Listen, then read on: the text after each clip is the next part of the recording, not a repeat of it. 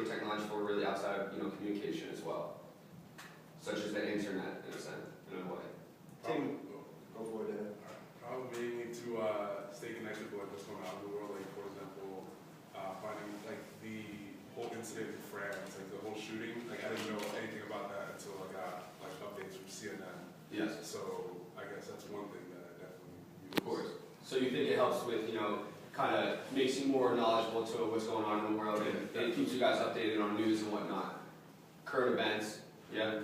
Yeah, I would agree with that. I mean, I'm a broadcast journalism major, so I know this sounds bad that I don't watch the news, but I get news updates on my phone all the time, and like you guys said, it keeps you up to date. Like if something happens, it tells you like right away. You can even check like sometimes on Twitter, Yes. or CNN, or any type of news app keeps you up to the minute of what's going on. And I find it a lot easier than just watching news for 30 minutes straight, than having like little breaks where they just send you like little snippets of what's going on. It's something important. So you think it's actually, in a sense, less time consuming with digital technology because it gets the main, instead of having coverage on a story, it gets the main points. It gives you the main points instead of actually having to sit through like a 30-minute or sometimes an hour special. Yes. It's a lot easier, I think.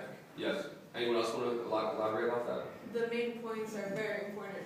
For personally me, I'm an occupational therapy major, and if I'm diagnosed with a patient who has these symptoms and I don't really know exactly what he or she has, I'm going to look in a book or go online. Of course. And probably being online would get me the answer quicker. Yes. It's going to be in simpler terms, and it's just going to be way more efficient. Way more efficient. So you guys think digital technology is really making, in a sense, communication and just, the broadcasting, I guess you could say expansion, exposure, news all over, and just the accessibility to the internet and all the resources that make life, in a sense, easier. So you guys think that digital technology is, in a way, making everyone's lives a little bit easier? I think Absolutely. I absolutely agree with that statement. Yes? Yes. I mean, like, for international business, say I'm doing foreign direct investment, I need to look up the exchange rates, certain policies in the country that I'm going into, their imports and exports, their rates on those, stuff like that. I can find all of that online, and that's much easier than going through the whole process of going to their customs offices and tape, which you have to before you would actually have to pretty much go there. You can't just have a form ready. Yes. It makes things so much easier, and also as for business majors, it's made the world a lot better place because communication is much easier over the internet. Yes. Much faster communication, which means you can react to situations much faster than you would usually be able to, because say you're running an international company or multinational company in many different places, you can set policies and you can pretty much send an email of your new policy and that gets to all of your offices at the same time. Instead of mail, it's going to take months to get there. Yeah, so really technology has, in a sense, made time easier, and it's kind of beat, the time travel in a sense where, as if we didn't really have this technology, it would be much harder to get, the message or email or any type of business correlation across to any of your, coworkers or just anyone you're working with. Now, on average, how often do you guys use digital technology every day? Just on average. A lot. I mean, I don't. Pretty much throughout the entire day. Yeah, almost every second of the day. Yeah, really, wow. Trying to be good. Now, when you say you use it almost every second of the day, do you mean like cell phone, laptop? Yeah, cell phone's a big one, yeah. I mean, cell phone's so easy, just like turn it on, see what's going on. Sitting in a lecture, you're kind of putting it under the desk, texting or what have you. So you guys, on average, use it at least 10 times a day per se. Probably more. I was gonna say a lot more than that, but yeah. Yes. It's so important for a college student, not even just for cell phones, but for the use of computers. You use it every day to take notes if you use computers, or... And the cell phone thing, I send all my emails to my cell phone. Yes. That's, yeah. I think we have a fundamental problem addressing how we're asking this question, because there's no doubt that digital technology makes everything easier. The question is why that somehow has replaced what's better. And I do the same things as everybody here is talking about. And I'll use a slightly off-edge example.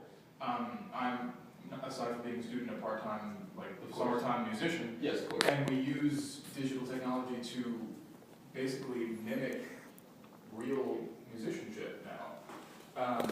And I can argue about that all day, but what an incredible development and something to be celebrated, not Yes. castigated. But what's interesting to me about that is that it's still fake. And what I do let me center myself here. I use my cell phone as much as everybody else. I'm always sitting there in a lecture, tapping away. I'm always, as soon as I get out of it, tapping away. And I find myself really uncomfortable in the moments walking from class to class when I'm not somehow connected to everything, and all of a sudden feel this ethereal air of disconnect, and that's frightening to me. The world is no longer comfortable without the feeling that we're always in tune with what else is going on. So I won't. It's fine. Going off, that's actually, that was a question I was going to raise later on, but we might as well jump right to that since you brought up a great point. And going off what you said, which I think you made some, excellent valid points. I actually play the guitar myself, so when you brought up how, digital technology in a lot of ways mimics, but it's also in a sense fake, it is in a lot of ways because, for example, the application Guitar Tuner on the iPhone, it tunes the guitar for you, but it's completely different than tuning it yourself by listening to the actual texture, the exposure. If you're trying to, for example, the song Goo Goo Dolls Iris, you have to completely tune your guitar way down, and it takes at least a half hour. Perfect example. So when you use Guitar Tuner, it kind of takes the emotion away from it, and the self-being of doing it yourself, and kind of just jumps right into it. And also, off of what you said on how, in a sense, people are glued to their phones. When you guys walk to class, on average, how many people do you guys just see walking down, looking at their phones and any type of digital technology at all, just not even paying attention to really what's even in front of them? At Almost least everyone. 25%. Right? Well, just because it's a new technology doesn't mean, just because it's a newer way of doing things doesn't mean that the older way is a better way of doing things. But Yes. I will say, in music, yes, the older way of doing it, the actual authentic way of doing it, is much better. That's for music. That is Yes. not for everything else. Of course. Like this summer, I was running a job that was worth about $80 million. Yes. And it was a 3-week job. Now, the technology helped me so much more than doing the old way, because the old way would have turned that into a job that would take probably a year to 2 years. Yes. With people arguing over plans and everything, and that's easily a case where technology has made things much simpler, much faster, and much more cost effective. Yes. So, imagine trying to organize a job like building this building with the old way we used to do it, which is where You have a blueprint right in front of you, and that's it. you'd have a blueprint right in front of you, but you'd be surprised how many people can't even read a blueprint. Of course. So, it just makes things so much harder when you're not using what you have at hand. And technology is an important thing that you have to have, not necessarily for music, Of course. but for a lot of other things, yes, it's very necessary. I want to follow that up. Yes, let me amend what I said. When it comes to research, knowledge, information, sharing of ideas, there's no doubt that updated technology, and as it continues to update itself, every day there's something new, it is better. I don't want to become archaic in how we do business and how we build buildings. That would be silly, it doesn't make any sense. But when it comes to communicating with each other socially, when it comes to how often we're plugged in, we don't seem to have any focus, any willpower to stop ourselves from always being plugged in. You guys are talking about how important the headlines are when you're reading a story, and how it's easier. You want to know what's going on in the world, so you read the headlines and you can see 10 important points right immediately. Yes. You don't have to watch an hour-long segment. Well, what do you really know about that? I want to be able to have a conversation that matters, so I'm willing to sit for an hour and learn about it. And a great point again, what you said, going off what you said, which was another question I was going to ask you guys. Who here thinks that digital technology has changed the way people communicate face to face? Who here thinks that, people, in a sense, for example, are able to talk through a text message or email, but then when it comes to person and you're face to face with that person, they can't express the same emotions or the same physical context of what they're talking about in person as they were over the phone? and that they kind of, in a sense, lost a way to communicate with the person, but became more comfortable in doing it over digital technology. Do you guys agree with that? Oh, Yeah. So what do you guys mean when you agree with that? Show of hands. To go along with that, it kind of goes along with the fact that, coming from a business perspective, your time is literally worth money. Yes. So, say, corresponding with what I usually make at when I'm on a job site, if I have a conversation with a person, every minute that I'm having a conversation with them is essentially wasting money for me, because at how much cost of the job, essentially it's pretty much $500 a minute that I'm wasting talking to them. Yes.